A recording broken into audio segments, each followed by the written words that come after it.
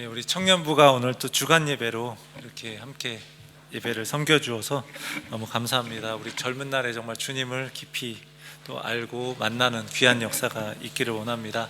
아까 우리 주연자매가 기도한 것처럼 정말 청년들이, 제가 여기 듣기로는 한 명, 두 명 정도 있었는데 와보니까 좀 많이 늘었던, 그러니까 정말 하나님이 주신 은혜라는 생각이 듭니다. 그래서 함께 또 한국으로 가는 청년도 있고 그랬지만 함께 모여서 이렇게 정말 방 하나가 좁아서 다른 방으로 옮겨야 될 만큼 이렇게 함께하는 그런 모습들이 너무나 귀하고 너무나 감사합니다. 우리 청년들 늘 함께 신앙생활 잘 할 수 있도록 늘 기도해 주시고 격려해 주시고, 또 우리 성도님들께서 때로는 이렇게 초대해서 청년부들 또 이렇게 식사도 또 해주시고 이런 모습들을 보면서 또 성도님들께도 정말 감사의 말씀을 드립니다.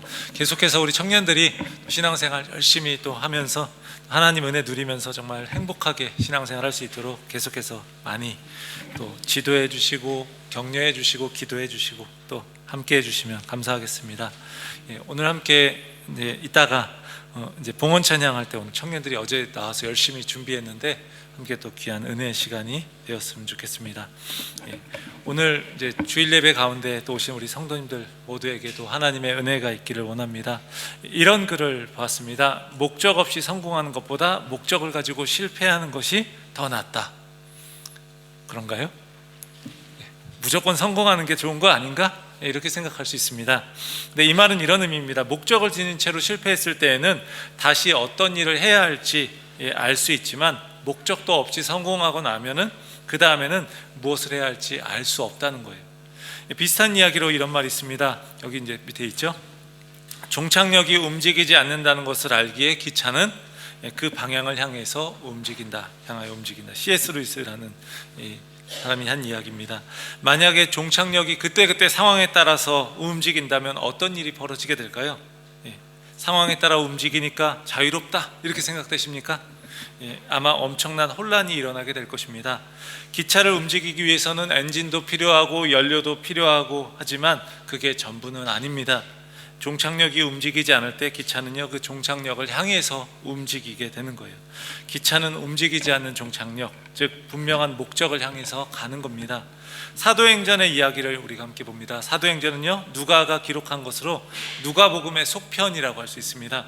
누가는 누가복음과 사도행전을 처음부터 한 권의 책으로 이제 기록을 했기 때문에 둘을 합쳐서 누가행전, 누가하고 하이픈하고 행전해서 누가행전 이렇게 부르기도 했습니다. 그리고 나서 이제 둘로 나누어진 거예요. 이 중에 데오빌로라고 하는 사람에게 쓴 첫 번째 글이 누가복음, 그리고 두 번째 글이 사도행전입니다.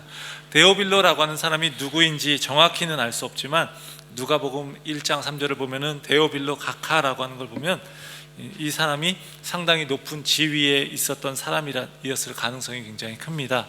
주로 이제 기사 계급에 속한 이들을 부르는 그런 존칭이라고 할 수 있는데, 그렇거나 아니면 일반적인 존경의 표시로서 그렇게 불렀을 수도 있습니다. 그러니까 데오빌로 하면은 테오스라고 하는 하나님, 그 필로스 사랑, 그러니까 좀 친구 간의 사랑을 이야기합니다. 필로스 사랑, 친구 이렇게 이야기해서 하나님의 사랑을 받는 자 또는 하나님의 친구라고 할 수 있어요. 그리스도인이겠죠. 그러니까 누가복음이나 사도행전이 데오빌로라고 하는 이 한 사람을 위해서 쓰여진 것처럼 그런 형식을 취하고 있지만 실제로는 더 많은 독자들, 더 넓은 독자들을 대상으로 하고 있기 때문에 데오빌로라고 하는 사람을 독자들을 대표하고 있는 그런 상징적인 그런 사람으로 보기도 해요. 실제로 있었던 사람이지만, 그러니까 이 책을 읽는 사람들 모두가 데오빌로들이라고 할 수 있는 겁니다. 데오빌로에게 쓴 첫 번째 글인 누가복음은 예수 그리스도가 이 땅에 오셔서 행하신 일들, 그리고 십자가에서 죽으시고 부활하신 후에 승천하신 일까지의 이야기를 기록하고 있습니다. 오늘 본문 1, 2절에 그 이야기가 나오죠. 1절에서 내가 먼저 쓴 글 하고 이야기하는데 이건 누가복음을 가리키는 거예요. 거기에 예수님의 이야기를 다 기록한 거죠. 그리고 그 다음이 사도행전인데, 우리 자칫 오해하면요, 사도행전은 사도들의 이야기로만 생각할 수 있습니다. 그러니까 누가복음은 예수님에 대한 이야기, 사도행전은 사도들에 대한 이야기 이렇게 생각할 수 있는 거죠. 그런데 누가복음이 예수님이 이 땅에 오셔서 하신 일들에 대한 기록, 그 기록을 이야기한 일부라고 한다면 사도행전은 예수님께서 승천하신 후에 사도들을 통해서 하신 일을 보여주는 2부라고 할 수 있는 거예요. 그러니까 결국 누가복음과 사도행전 모두가 예수님에 대한 이야기를 하고 있는 겁니다. 부활하신 예수님은요, 승천하셔서 성령을 보내주시고 하나님 우편에 앉아서 온 세상을 다스리고 계십니다. 그리고 다시 오실 것입니다. 앞에서 기차 이야기를 했었는데 이 분명하고도 흔들리지 않는 그런 종착역이 있다는 것을 믿는 그런 사도들, 그 믿음을 가진 사도들과 그리스도인들, 이들이 걸어간 발자취가 사도행전에 잘 나타나 있는 거예요. 그들은 분명한 목적을 가지고 있었습니다. 결국 예수 그리스도께서 성령을 보내시고 그들의 발걸음을 통해서 행하신 일들이 이제 사도행전을 통해 드러나게 되는 겁니다. 오늘 말씀을 통해서 우리 부활하신 예수님이 승천하시고 이제 새로운 시대가 시작되는 것을 우리는 보게 되는 거예요. 새로운 시대가 시작되는 가운데 예수님은 어떤 일을 하고 계신지 우리가 함께 보면서요, 예수 그리스도를 주로 고백하는 성도로서 우리는 어떻게 살아갈 것인지를 한번 생각해 보기를 원합니다. 먼저 예수님은요, 부활의 증거를 보여주시고 하나님의 나라, 하나님 나라에 대해 가르쳐 주십니다. 예수님은 자신이 부활하신 것을 40일 동안 제자들에게 보여주십니다. 그리고 그들에게 하나님 나라에 대해 가르쳐 주셨습니다. 예수님은 왜 자신이 몸으로 부활하셨다라는 것을 이렇게 여러 가지 확실한 증거를 통해서 보여주신 걸까요? 그것은 제자들이 부활을 확실히 받아들이고 믿지 못하면 예수님을 제대로 이해할 수 없기 때문에 그렇습니다. 그러니까 유대인들도 부활을 믿기는 했었습니다. 다만 그게 종말의 때, 다시 말하면 최후의 심판 때에 일어나게 될 것이다 라고 믿었어요. 그러니까 그날이 되면 의인들은 영원히 생명을 얻고 빛나게 될 것이고 의인들은, 악인들은 수치를 당하게 될 것이다 라고 생각했습니다. 그런데 지금 예수가 부활하신 거예요. 마지막 날에나 일어날 것이다 라고 생각했던 그런 의인의 부활이 지금 일어나 버린 거예요. 메시아라고 믿고 있던 예수가 십자가에서 비참하게 죽은 것도요, 굉장히 큰 충격이었는데 이제 죽은 예수가 제자들 앞에 다시 살아난 것은 더욱더 놀라운 일이었던 겁니다. 마지막 날에 일어난다고 믿었던 그 부활이 예수님을 통해 지금 일어났다라는 것은요, 결국 하나님이 약속하신 마지막 날, 그때가 분명히 올 거라는 것, 이것을 보여주는 거고요. 예수님이 이 땅에 오셔서 행하셨던 그 가르침, 그 핵심이 뭐죠? 하나님 나라가 이 땅에 왔다라는 거예요. 그 말씀이 다 사실이라는 걸 보여주는 겁니다. 부활을 통해서 예수님은요, 바로 하나님 나라의 왕이라는 것을 보여주는 것이고 그분이 하나님이 보내신 메시아임을 보여주는 것입니다. 예수님이 이 땅에 오셔서 가르치시고 그리고 제자들의 눈에 보게 해주셨던 그 하나님의 나라가 부활을 통해서 제자들의 눈앞에 펼쳐지게 되는 거예요. 부활은 이제 그 나라가 실패한 게 아니다, 부활하신 예수 그리스도가 왕이 되어서 다스리신다라는 걸 보여주는 겁니다. 예수님의 부활을 믿기 때문에 우리는요, 예수 그리스도를 왕으로 모시고 죽음이 지배하고 있는 이 세상 가치관에 굴복하지 않고 하나님 나라를 추구하면서 그렇게 살아갈 수 있게 되는 거예요. 부활이 있기 때문에, 부활을 믿기 때문에. 눈에 보이는 게 전부가 아니라는 걸 우리는 알게 되는 거고요. 세상 나라가 더 크고 강해 보여도 하나님 나라의 의를 선택하면서 살아가는 겁니다. 이게 부활을 믿는 자의 모습이에요. 부활하신 예수님은요, 제자들에게 하나님 나라의 일을 말씀해 주셨습니다. 한마디로 이 3년 동안 가르쳐 주셨던 것에 총정리를 해주시는 거예요. 부활하신 예수님께서 그 증거를 나타내시고 또 이렇게 하나님 나라의 일을 말씀하시는 이유는 무엇일까요? 그들이 예수님의 말씀을 배워야 하기 때문입니다. 십자가의 죽음과 부활을 통해서 하나님 나라의 백성, 다시 말하면 하나님의 다스림 아래서 살아가는 백성으로 그 백성을 창조해 나가는 것, 이게 바로 하나님의 그 예수 그리스도의 제자들에게 이렇게 남겨진 일이기 때문에 그렇습니다. 예수님이 이 땅에 오셔서 3년 동안 가르쳐 주셨던 그 하나님의 나라, 예수님의 부활을 통해서 들어온 하나님의 나라, 마지막에 임하는 거라고 생각했는데 지금 들어온 거예요. 그 하나님의 나라가 이제 제자들을 통해서 이제 나타나게 되는 거예요. 성령의 도우심을 통해서, 물론 그렇겠죠. 그렇기 때문에 예수님이 이제 예수님의 제자들에게 40일 동안 하나님 나라를 가르쳐 주신 거예요. 40이란 숫자는 우리가 성경에서 어떤 과정이 완성되는 걸 의미하지 않습니까? 그러니까 하나님 나라의 가치관으로 제자들이 변화되는 과정인 거예요. 사랑하는 성도 여러분, 예수님의 부활로 새로운 시대가 이제 시작되었다는 겁니다. 이제 제자들은요 하나님 나라의 증인으로 준비되어야 하는 거예요. 그것을 위해서 예수님은 40일이라는 기간 동안 이제 그들을 말씀으로 가르치신 겁니다. 부활하신 예수님을 통해서 또 그분의 말씀을 통해서 우리에게 하나님 나라의 가치관이 새롭게 준비될 수 있기를 원합니다. 우리가 교회에 출석하기는 하지만 우리의 관심이나 우리의 추구하는 것은 여전히 세상과 똑같은 그러한 모습이 아니라 부활하신 예수 그리스도로 인해서 우리가 세상을 바라보는 가치관이 달라질 수 있기를 원합니다. 부활을 통해서 우리의 삶의 그 우선순위를 새롭게 하고요, 새로운 눈으로 우리가 세상을 바라보고 우리 역사를 바라볼 수 있는 그런 우리의 삶이 되기를 간절히 원합니다. 두 번째로요, 예수님은요 성령을 기다릴 것을 말씀하고 계십니다. 예수님은 제자들에게 약속하신 성령을 기다릴 걸 말씀하셔요. 4절의 이야기입니다. 예루살렘을 떠나지 말고 내게서 들은 바 약속하신 것을 기다리라. 요한은 물로 세례를 베풀었는데 그들은 성령으로 세례를 받을 것이다 라고 이야기합니다. 아직 성령의 세례는 임하지 않은 거예요. 예수님이 승천하신 후에 보혜사 성령님을 보내실 거예요. 그러니까 2장에 나오죠. 성령이 임하시면 무슨 역할을 하게 되는 걸까요? 성령님은요 이제 승천하셔서 눈에 보이지 않는 예수님이 여전히 왕으로 다스리고 계신다라는 걸 증명해 보이시는 거죠. 십자가에서 못 박혀 죽으시고 부활하신 예수님이 바로 구주이시고 하나님이 보내신 메시아라는 것을 믿게 하는 역할을 하는 겁니다. 그분은 예수님의 말씀을 깨닫게 하시고 또 생각나게 하실 거예요. 새로운 시대가 시작되었고 이제 예수님이 천상에서 왕으로 다스리는 시대가 왔다라는 것을 사람들에게 분명히 알게 할 것입니다. 사실 이게 제정신으로 믿기 힘든 거잖아요, 우리. 그렇죠? 성령님이 우리에게 임하지 않으면 일반적인 생각으로 믿기가 힘든 겁니다. 그런데 그걸 믿게 하신다는 거예요. 성령님이 우리 가운데 오셔서. 성령님의 역할에는 특징이 있습니다. 예수님을 드러내신다는 거예요.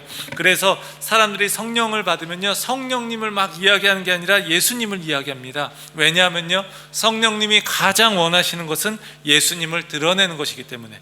그러니까 성령 충만한 사람은요 성령 이러지 않고요 예수님의 이야기를 하는 거예요.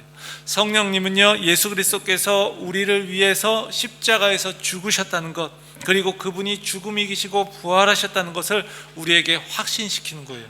그렇죠? 뿐만 아닙니다. 그리고 승천하신 예수 그리스도께서 지금도 온 세상을 다스리신다. 그리고 언젠가 다시 오셔서 우리가 눈에 보이는 방식으로 이렇게 우리에게 임하실 것을 우리에게 확신시켜 주는 겁니다.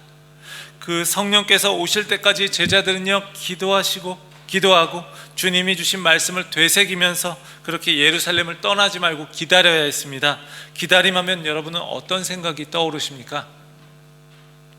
뭔가 아무것도 하지 않고 있는 소극적인 모습이 떠오르십니까?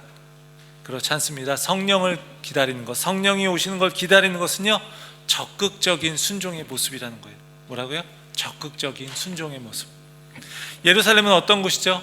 예수님의 죽음을 경험했던 장소이고요 제자들이 십자가 지시는 예수님을요 배반했던 장소예요. 예수님을 만나서 그분에게 걸었던 모든 희망이 다 무너졌던 곳입니다. 그들에게 있어서는 기억하고 싶지 않은 실패의 장소예요. 부끄러움의 장소예요. 그런데 예수님은 그런 장소를 떠나지 말라고 하시는 겁니다. 왜 이렇게 말씀하고 계신 걸까요? 성공하고 빛났던 장소보다 실패했던 바로 그 자리에서 자신을 더욱더 잘 깨달을 수 있기 때문에 그렇습니다.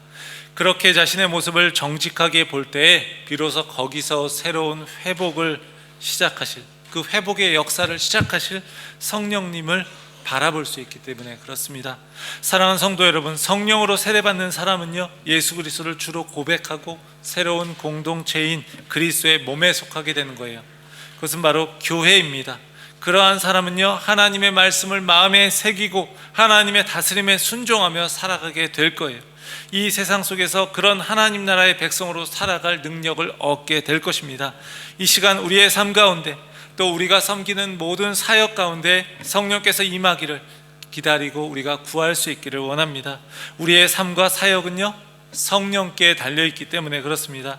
그래서 우리가 성령보다 앞서지 않고 성령의 뜻을 따라 살아가는 가운데 우리가 참된 하나님 나라의 백성으로서 살아갈 수 있기를 주의 이름으로 간절히 축원합니다. 우리 마지막으로 성령께서 임하시면 증인이 될 것이다, 이렇게 예수님이 말씀하셔요. 예수님께서 부활의 증거를 보여주시고, 그리고 하나님 나라에 대해 가르치셨고, 그리고 제자들에게 예루살렘을 떠나지 말고 성령을 기다릴 걸 말씀하십니다. 그리고 이제 성령이 임하시면 그들은 증인이 될 것이라고 말씀하셔요. 제자들은요, 아직 예수님이 말씀하시는 하나님 나라의 의미를 잘 이해하지 못한 것으로 보입니다. 6절이 그것을 잘 보여줍니다. 주께서 이스라엘 나라를 회복하심이 이때니까. 제자들 입장에선 이렇게 생각했을 겁니다. 죽으셨던 예수님이 부활하셨으니까 엄청난 일이 벌어진 거예요. 지금까지 예수님이 기적을 많이 행하셨는데 주님이 행하셨던 기적 중에서도 가장 놀랍고 위대한 기적이 일어난 거예요. 그러니까 예수님께서 부활하시고 성령이 임하게 될 것이다 말씀하시니까 이런 생각이 드는 겁니다. 당시는 로마의 식민지 상황이었어요. 그러니까 이 상황에서 이제 그러면 로마 정권을 다 무너뜨리시는 건가요? 라고 묻고 있는 거예요. 제자들이 하나님 나라에 대해서 오해하고 있다는 것을 아주 잘 보여줍니다. 그들은요, 여전히 하나님의 나라를요, 그냥 정치적인 것, 그리고 민족적인 것, 영토와 같은 개념으로 생각하고 있는 겁니다. 이스라엘은 하나님 나라를 기다렸어요. 그래서 나라가 망하고 나서 그들은 계속해서 이방 민족의 지배를 계속해서 받았습니다. 그런 상황 속에서 그들에게 참된 해방은 이 땅에서 이방인들이 물러가고 독립적인 국가를 세우는 걸 의미했습니다. 그것을 위해서 메시아가 올 것이다 그들은 생각했어요. 그렇기 때문에 예수님이 이 땅에 오셔서 많은 일들을 행하실 때 제자들은요, 그분을 메시아라고 생각했어요. 그리고 그분이 이 로마의 지배에서 우리 이스라엘을 구원해 줄 자라고 여겼습니다. 그런데요, 십자가에서 그만 무력하게 죽은 거예요. 모든 소망이 사라졌고 그들은 포기해 버렸습니다. 그런데 예수님이 또 부활하시고 승천하신 후에 성령이 오신다 이렇게 말씀하시니까 자신들이 포기했던 이 소망, 이스라엘이 독립을 이루고 우리가 다시 성전에서 예배드리는 것이 가능하게 되었는가 이렇게 물어보고 있는 거예요. 우리도 제자들과 같이 질문할 때가 있지 않습니까? 하나님께 언제 하나님이 내 마음의 이 답답한 것을 해결해 주시겠습니까? 고난이 가득한 내 인생 언제쯤 바꿔주시겠습니까? 우리는 이와 같은 질문을 할 때가 있습니다. 우리는 또 마음이 굉장히 조급해질 때가 있습니다. 하나님의 약속이 빨리 이루어졌으면 좋겠어요. 그래서 하나님의 정의가 빨리 실현됐으면 좋겠어요. 가난한 사람들, 고통받는 사람들 다 없고 이제 악한 사람들은 심판받고 또 힘겨운 일은 더 이상 일어나지 않는 그런 세상이 빨리 왔으면 좋겠다라고 생각하기도 합니다. 이에 대해서 예수님은 뭐라고 말씀하십니까? 7절 8절입니다. 이르시되 때와 시기는 아버지께서 자기의 권한에 두셨으니 너희가 알 바가 아니요, 너희 알 바가 아니야. 그 다음은 우리 한번 이 사도행전의 요절이라고도 할 수 있는데 우리 같이 한번 읽어보겠습니다. 오직 성령이 너희에게 임하시면 너희가 권능을 받고 예루살렘과 온 유대와 사마리아와 땅끝까지 이르러 내 증인이 되리라 하시니라. 아멘. 예수님이 지금 무슨 말씀을 하고 계신 걸까요? 그때는 아버지 하나님의 권한이라는 거예요. 다시 말하면 하나님이 모든 걸 주관하신다, 역사의 주관자가 되신다라는 거예요. 제자들의 이 말씀을 듣고 나서 예수님이 그들에게 너희의 원하는 일은 나중에 이루어질 거야, 이스라엘 독립하는 거 나중에 이루어질 거야 이렇게 말씀하시는 게 아닙니다. 하나님의 나라는요, 그런 방식의 나라가 아니라는 거예요. 민족이 독립을 이루는 차원의 문제보다 더욱 중요한 게 있는데 하나님 나라 백성들의 그 삶과 그들의 가치관이 변하는 영적인 회복, 이게 더욱더 중요하다는 거예요. 정치적인 힘이나 군사적인 힘이나 그런 것들에 의한 것이 아니라 성령의 능력에 의해서 이루어지는 회복을 바라보고 계신 거예요. 그때와 시기는 알 수 없지만 제자들이 할 일은요, 분명한 거예요. 예수 그리스도의 부활의 증인이 되는 겁니다. 다시 말하면요, 하나님 나라의 백성으로서 하나님의 다스림 아래에서 살아가면서 이 세상 속에서 그 나라를 드러내는 증인으로 살아가는 것입니다. 증인이 이제 순교자랑 같은 의미예요. 그래서 목숨을 건 걸 이야기하는 겁니다. 그냥 내가 봤던 것, 그 예수 그리스도의 부활을 위해서. 고대 사회에서는요, 왕이 바뀌거나 태어나게 되면 전령들을 보내서 그 소식을 전하곤 했습니다. 그것을 우리는 복음, 굿뉴스라고 이야기해요. 그런데 성경은요, 그 복음이라는 이 말을요, 바로 예수 그리스도에게 했어요. 그것을 예수 그리스도에게 갖다가 썼어요. 예수 그리스도가 오신 것을 통해서 이 세상에 참된 왕이 오셨다라는 것을 선포하는 거예요. 진짜 왕이 오셨다, 참된 왕이 오셨다, 그분이 이 땅의 왕으로서 다스리고 계신다라는 것을 선포하고 증언하는 거예요. 이게 바로 증인입니다. 이게 바로 성령이 임하시면 그때 일어나게 되는 일들이라는 거예요. 성령이 임하시면 제자들은 권능을 받고 예루살렘뿐만 아니라 온 유대와 사마리아와 그리고 땅끝까지 이르러서 증인이 되는 것이다 라는 거예요. 증인이 되어야 한다가 아니에요. 그 본문을 보면요, 영어로 보면요 그렇습니다. 증인이 되어야 한다라는 명령이 아니라 증인이 될 것이다 라는 거예요. 성령님이 우리 가운데 임하시면 땅끝까지 이르러 증인이 되는 것은요 당연한 결과라는 거예요. 막 억지로 하기 싫은데 해야 된다가 아니라 당연한 결과라는 겁니다. 실제로요, 사도행전의 이야기를 우리가 좀 읽어보신 분들은 아시겠지만 복음이 예루살렘과 온 유대와 사마리아와 그리고 이방으로 전해져서 땅끝까지 선포되는 것을요 보게 됩니다. 이 모든 것이 누구를 통해서 이루어지는 건가요?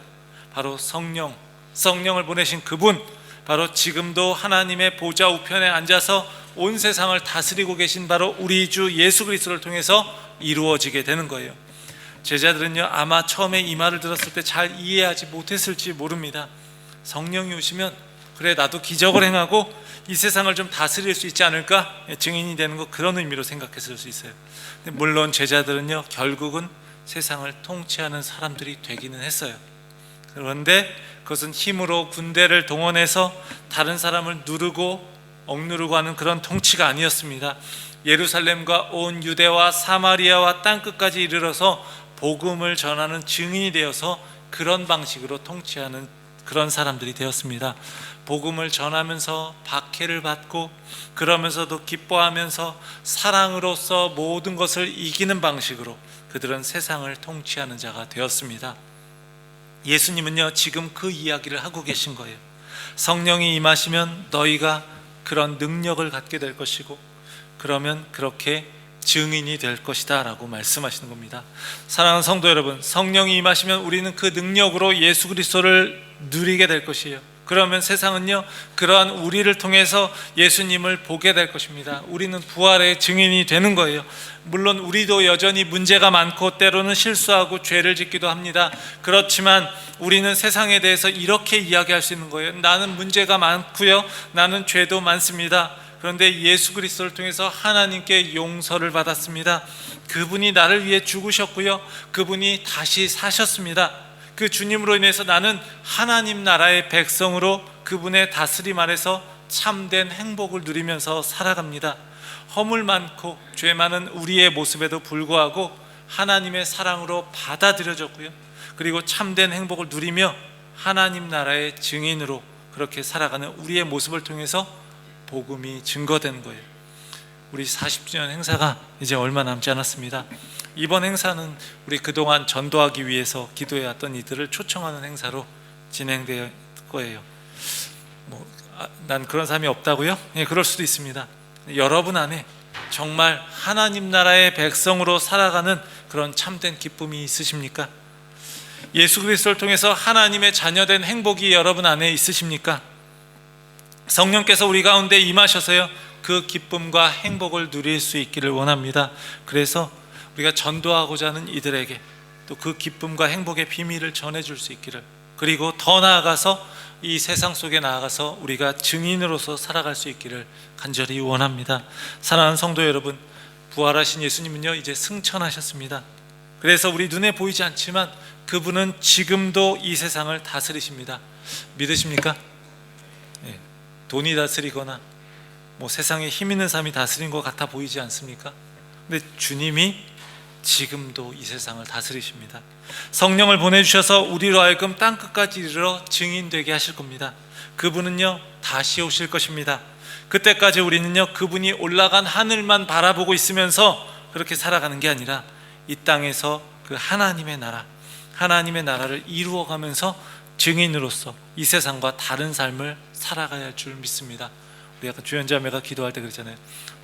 천국이 저 하늘에 있는 것으로만 생각했는데 우리가 여기 함께 있는 것이 하나님의 나라, 라는 이야기, 너무 은혜가 됐습니다. 정말 그렇습니다.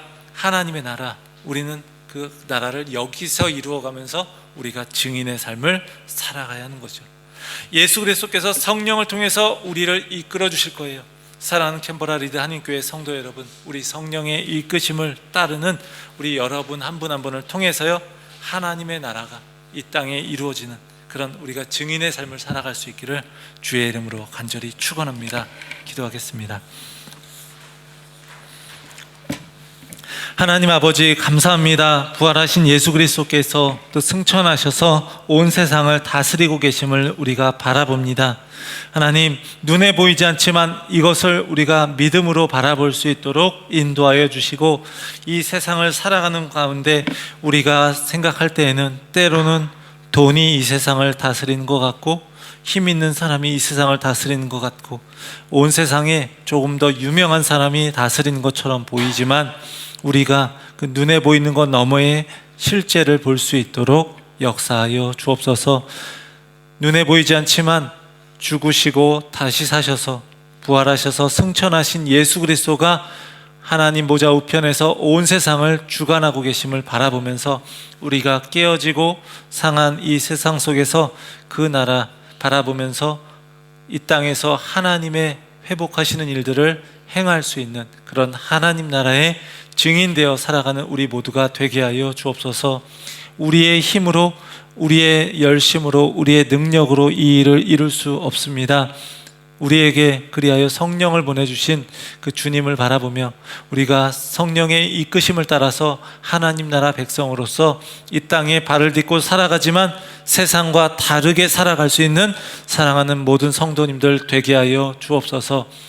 이것을 통해서 정말로 이 세상에 주님을 알지 못하는 이들이 정말 주님을 만날 수 있게 하시고 하나님 나라의 백성으로 또 우리와 함께 살아갈 수 있도록 역사해 주옵소서. 이 모든 말씀 우리 주 예수 그리스도의 이름으로 기도합니다. 아멘.